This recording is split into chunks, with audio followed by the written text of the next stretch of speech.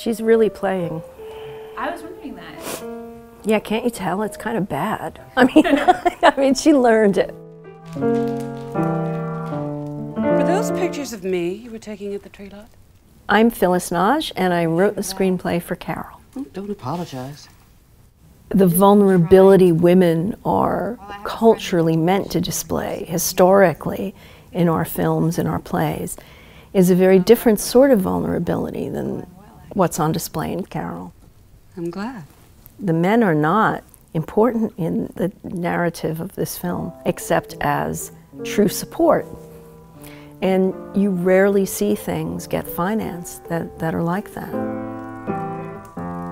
At no point do they fight over a guy, or at no point do they question their gayness. At no point do they do anything that might lead you to believe that one of them might waver and fall back on a boyfriend or a husband.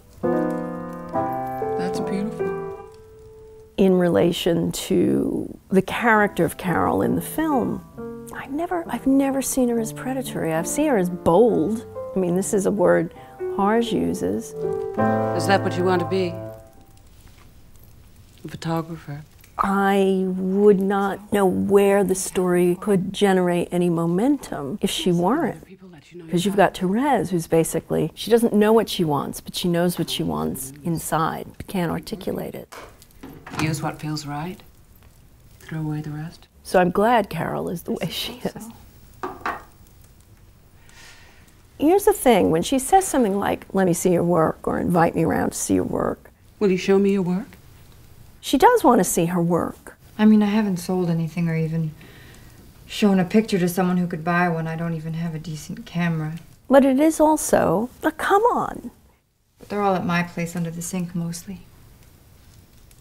Invite me around.